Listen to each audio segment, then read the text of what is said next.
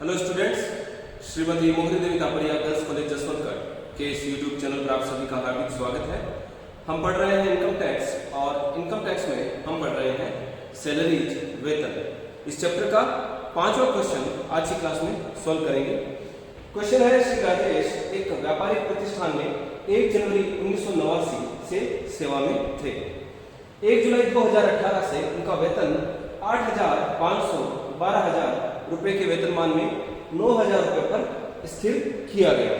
तो उनका वेतनमान जो है 8,000 से 500, 500 से 12,000, यानी अगर कोई 8,000 पर नौकरी प्रारंभ करता है तो प्रति वर्ष उसके वेतन में 500 रुपए की बढ़ोतरी होगी, जब तक उस कर्मचारी का वेतन 12,000 रुपए प्रति माह न पहुंच जाए। तो इन्होंने 1 जुलाई 2018 से जो उनका वेतन है वो इस वेतनमान में 9,000 रुपए पर स्थिर किया है। उन्हें मूल वेतन का 15% महंगाई भत्ता भी मिलता था, जो निवृत्ति लाभों के लिए वेतन माना जाता है। वे 1 फरवरी 2021 को सेवानिवृत्त हो गए। गत वर्ष 2020-21 में वे 1 फरवरी 2021 को रिटायर हो गए, सेवानिवृत्त हो गए। उन्हें 2,40,000 रुपए के ग्रेच्युटी के प्राप्त हुए और सेवानिवृत्ति पर उन्हें ग्रेच्युटी के 2,40,000 रुपए प्राप्त हुए हैं। तो इससे पिछली क्लास में हमने ग्रेच्युटी के संबंध में प्रावधान पढ़े थे और उसी से रिलेटेड ये प्रैक्टिकल क्वेश्चन हम आज की क्लास में सॉल्व करेंगे। कर निर्धारण वर्ष 2020-21 के लिए उनकी वेतन शीर्षक की सकल आय ज्ञात कीजिए यदि उन पर ग्रेच्युटी भुगतान अधिनियम 1972 लागू होता हो। तो जब हमने ग्रेच्युटी के संबंध में आयकर अधिनियम के प्रावधान पढ़े थे, तब हमने बात की थी कि किस प्रकार से ग्रेच्युटी की करमुक्त राशि की गणना की जाती है जब ग्रेच्युटी भुगतान अधिनियम 1972 लागू होता हो और जब ग्रेच्युटी भुगतान अधिनियम 1972 लागू ना होता। तो इस क्वेश्चन में हमको वेतन की सकल आय ज्ञात करने के लिए कहा है और ग्रेच्युटी के संबंध में जहां पर ये काम करते हैं उस संस्था में ग्रेच्युटी भुगतान अधिनियम 1972 लागू होता है। तो सबसे पहले इस क्वेश्चन में हमको गत वर्ष 2020-21 के लिए मूल वेतन ज्ञात करना होगा कि गत वर्ष 2020-21 में इनका मूल वेतन क्या था। तो ये वर्किंग नोट में हम कैलकुलेशन ऑफ बेसिक सैलरी, ये वर्किंग नोट में हम कैलकुलेशन करेंगे और हम ये पता करेंगे कि गत वर्ष 2020-21 के दौरान उनका मूल वेतन कितना था। हमको जो मूल वेतन दिया हुआ है वो 1 जुलाई 2018 का दिया हुआ है 9,000 रुपए। तो 1 जुलाई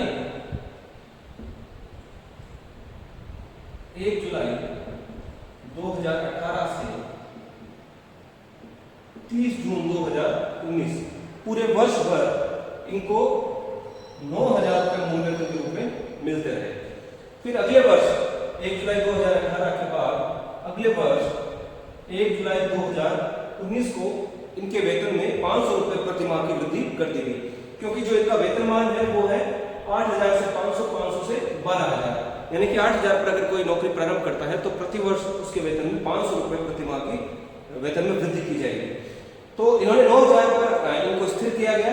तो 1 जुलाई 2018 को 9,000 पर स्थिर किया गया। तो 1 जुलाई 2018 से 30 जून 2019 पूरे वर्ष भर इनको 9,000 रुपए प्रति माह वेतन मिलता रहा। फिर अगले वर्ष 1 जुलाई 2019 को इनके वेतन में 500 रुपए की वृद्धि कर दी गई और अब इनको वेतन मिलेगा 9,500 प्रति माह मूल वेतन के रूप में 1 जुलाई 2019 से 30 जून 2020 तक। और हमारा जो गत वर्ष है अप्रैल 2020 से लेकर मार्च 2021, तो कम से कम मार्च 2021 तक का वेतन हमको ज्ञात करना होगा कि मार्च 2021 तक इनको कितना मूल वेतन मिलता था। तो जून 2020 तक इनको 9,500 रुपए प्रति माह वेतन मिलता था मूल वेतन के रूप में। और अगले साल फिर 1 जुलाई 2019 को 500 रुपए की वृद्धि की गई। 1 जुलाई 2020 को फिर से इस वेतन में 500 रुपए प्रति माह की वृद्धि कर दी जाएगी और इनका वेतन हो जाएगा 10,000 रुपए प्रति माह 1 जुलाई 2020 से। और ये वेतन इनको 1 जुलाई 2020 से लेकर 30 जून 2021 तक मिलता रहेगा। गत वर्ष है मार्च 2021 तक, या फिर हम ऐसा कहें कि ये 1 फरवरी 2021 को सेवानिवृत्त हो गए थे, तो हमको 31 जनवरी 2021 तक इनको कितना वेतन मिलता था मूल वेतन के रूप में, वो हमको कैलकुलेट करना था। लेकिन हमने यहाँ पर 30 जून 2021 तक का इनका वेतन ले लिया है 10,000 रुपये प्रति माह। इसके आधार पर हम इनकी गत वर्ष की बेसिक सैलरी की कैलकुलेशन करेंगे। ये हमको वर्किंग नोट में दिखाना है, ये जो कैलकुलेशन है ये वर्किंग नोट में दिखाएंगे।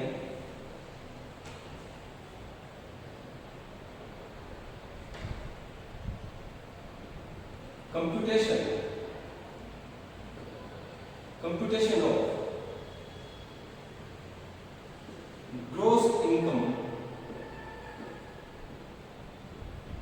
फ्रॉम सैलरी, वेतन शीर्षक की सकल आय ज्ञात करनी है। तो ग्रोस इनकम फ्रॉम सैलरी किसकी? Of mister Rajesh for the कौन से कर निर्धारण वर्ष के लिए? 2020-21 के लिए, सॉरी 2021-22 के लिए, फॉर दी असेसमेंट ईयर 2021-22।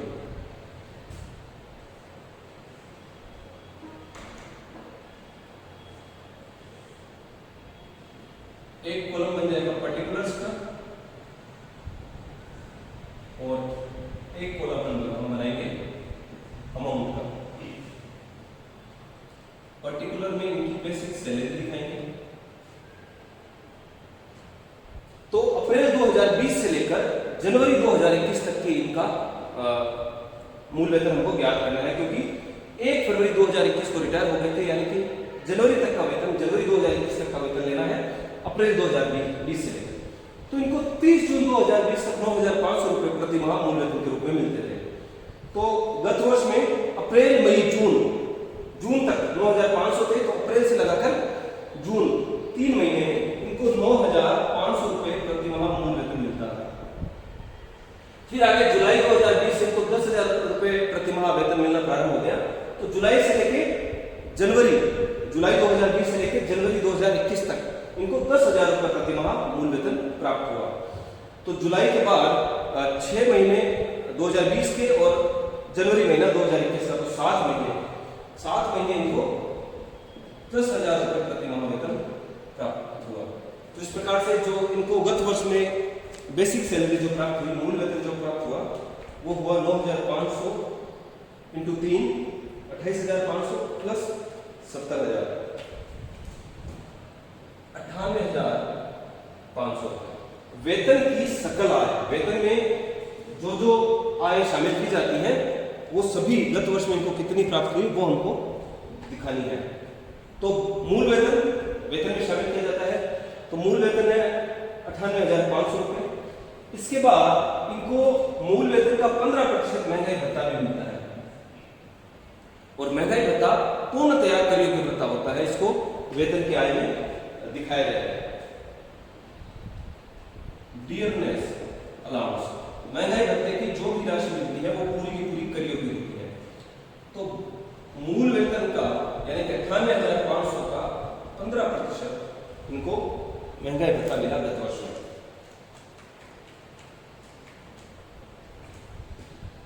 14,775 रुपए। और इसके बाद इनको ग्रेच्युटी भी प्राप्त हुई है 2,40,000। तो जब कोई कर्मचारी सेवानिवृत्त होता है तो नियोक्ता द्वारा अनुग्रहवश एक राशि उसको कर्मचारी को दी जाती है, वह ग्रेच्युटी कहलाती है। तो 2,40,000 रुपए ग्रेच्युटी प्राप्त हुए हैं। लेकिन अगर सरकारी कर्मचारी हो तो उसके लिए ग्रेच्युटी पूर्णतया करमुक्त होती है। लेकिन अगर कोई गैर सरकारी कर्मचारी है, जैसे किसी व्यापारिक प्रतिष्ठान में काम करते हैं, ये गैर सरकारी कर्मचारी हैं, निजी कर्मचारी हैं, तो निजी कर्मचारियों को ग्रेच्युटी में से कुछ राशि करमुक्त की जाती है। उसके लिए अलग प्रावधान बनाए हुए हैं जिनकी चर्चा हमने पिछली क्लास में करी थी। तो ग्रेच्युटी की राशि में से कुछ राशि करमुक्त हो सकती है, इसलिए ग्रेच्युटी की पूरी राशि अभी हम वेतन में शामिल नहीं करेंगे। इनको जो ग्रेच्युटी प्राप्त हुई है, ग्रेच्युटी रिसीव्ड 2,40,000, अभी इसको हम इनर कॉलम में कैलकुलेट करना पड़ेगा कि इनके लिए, श्री राजेश के लिए कितनी ग्रेजुएटी कर मुक्त की जा सकती है आयकर अधिनियम के अनुसार।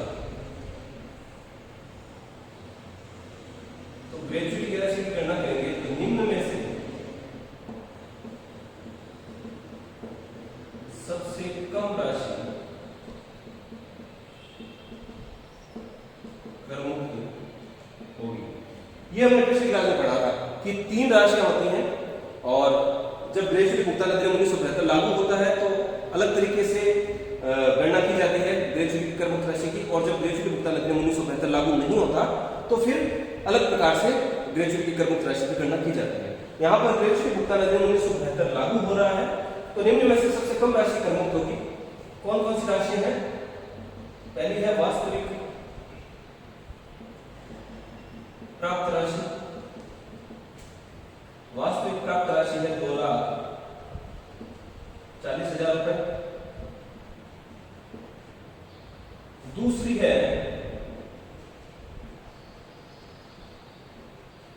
20 लाख रुपए, और तीसरा अमाउंट होगा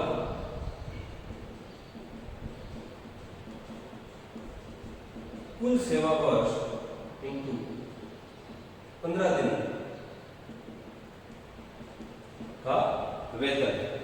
जितने वर्ष सेवा की है उन सेवा वर्षों के लिए प्रत्येक वर्ष के लिए 15 दिन का वेतन लिया जाएगा तीसरी राशि के रूप में। कुल सेवा वर्षों की गणना करते समय अगर कर्मचारी ने 6 महीने से अधिक नौकरी करी है तो उसको पूरा वर्ष मान लिया जाता है। तो जैसे हमने बात की थी कि अगर कोई कर्मचारी 10 वर्ष 7 माह नौकरी करता है तो जहां ग्रेजुएटी भुगतान अधिनियम 1972 लागू होता है वहां पर उसके 11 वर्ष मान लिए जाएंगे सेवा के। तो कुल सेवा वर्ष की गणना की जाएगी। पहले इन्होंने 1 जनवरी 1989 से नौकरी प्रारंभ करी है। इस व्यापारिक प्रतिष्ठान में वे 1 जनवरी 1989 से सेवा में थे। तो 1 जनवरी 1989 से अगर हम जब ये रिटायर हुए हैं 31 जनवरी 2021 तब तक के वर्ष अगर देखें तो 89 और 90 2 वर्ष हो जाते हैं। और उसके बाद अगर हम कैलकुलेट करें तो देखिए, क्योंकि 1 जनवरी को ज्वाइनिंग करी थी तो पूरा वर्ष 1989 का पूरा वर्ष आ गया, 1989 और 90 ये 2 वर्ष हो गए। और फिर 1990 से लेकर 2020 ये रिटायर हुए हैं 1 फरवरी 2021 को, तो 1990 से लेकर 2020 तक हो जाते हैं 30 वर्ष। ये 2 वर्ष हो गए और यहां पे हो गए 30 वर्ष। और फिर जनवरी 2021 का केवल 1 महीना 1 माह। आप अपने तरीके से सेवा वर्षों की कैलकुलेशन कर सकते हैं, सबका अपना अपना अलग अलग तरीका होता है। तो हमने यहाँ पर एक समझने की कोशिश करी है कि 1 जनवरी 1989 को ज्वाइनिंग करी थी तो 1989 का पूरा वर्ष, उसके बाद 1990 तो 2 वर्ष ऐसे हो गए। और फिर अगर 1990 से 2020 तक कैलकुलेट करें तो 30 वर्ष हो जाते हैं। फिर ये 1 फरवरी 2021 को सेवानिवृत्त हुए हैं तो 1 जनवरी महीना इन्होंने नौकरी करी। तो कुल नौकरी इनकी हुई 32 वर्ष 1 माह। अगर 6 महीने से अधिक होता तो हम इनको 33 वर्ष मान लेते हैं इनकी सेवा वर्ष, लेकिन 32 वर्ष 1 महीने नौकरी करी है तो कुल सेवा वर्ष है 32 वर्ष। और इन 32 वर्षों के लिए प्रत्येक वर्ष के लिए इनको 15 दिन का वेतन दिया जाएगा। अब 15 दिन के वेतन की गणना किस प्रकार से की जाएगी?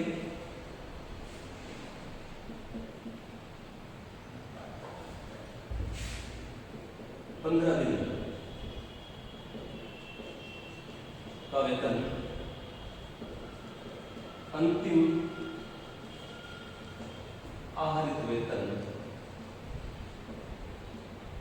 यानी कि मूल वेतन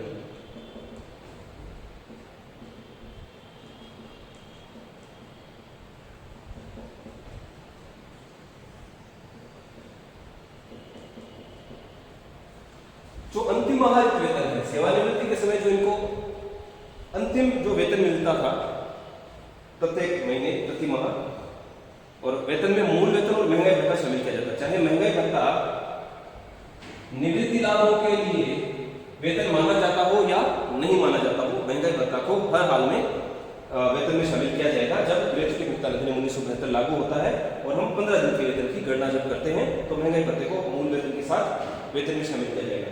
तो अंतिम आहारित वेतन इनका था 10,000 रुपए मूल वेतन। इनको 1 जुलाई 2020 से 10,000 रुपए प्रति माह मूल वेतन के रूप में प्राप्त होना शुरू हो गया था। तो जब तक ये रिटायर हुए तब तक इनको प्रति माह 10,000 रुपए मूल वेतन मिलता था। तो अंतिम आहारित वेतन इनका है मूल वेतन 10,000 रुपए प्लस 15%, 10,000 का 15%। महंगाई भत्ता 15% मिलता है मूल वेतन का, और इसमें 26 का भाग लगाकर 15 से गुणा कर देंगे। 10,000 मूल वेतन है, 10,000 का 15% यानी 1,500 रुपए, तो 11,500 रुपए हो गया इनका अंतिम आहारित वेतन, महंगाई भत्ता और मूल वेतन दोनों मिलाकर। ये इनका 1 महीने का वेतन था, इसमें 26 का भाग लगा दिया जाएगा। 1 महीने में 26 दिन मानकर प्रतिदिन का वेतन ज्ञात किया जाता है। रविवार को छुट्टियों का जो अवकाश के दिन है उनको छोड़ दिया जाता है।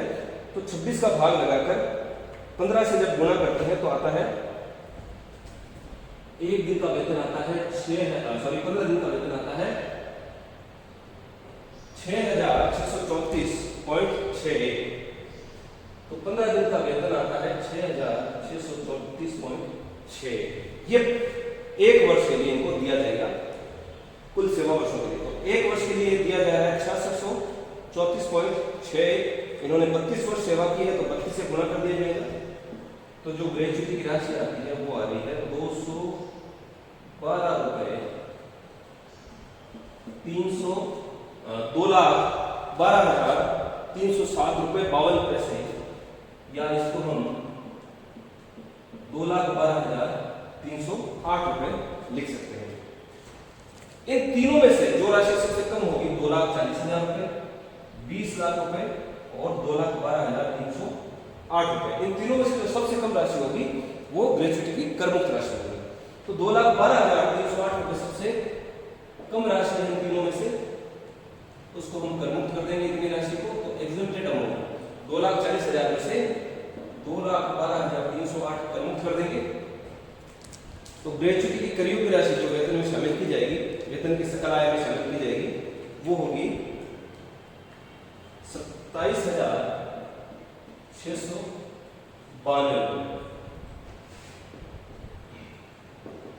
और ग्रॉस इनकम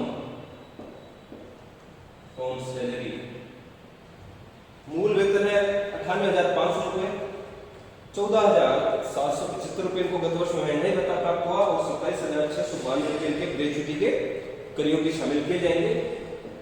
1,40,967 रुपए उनकी वेतन शीर्षक की सकल आय है। तो आज की क्लास में इतना ही। मैं आशा करता हूं कि आज की क्लास में हमने जो क्वेश्चन सॉल्व किया वो आपको अच्छे से समझ में आया होगा। इस वीडियो को लाइक कीजिए, शेयर कीजिए, हमारे YouTube चैनल को सब्सक्राइब कीजिए। धन्यवाद।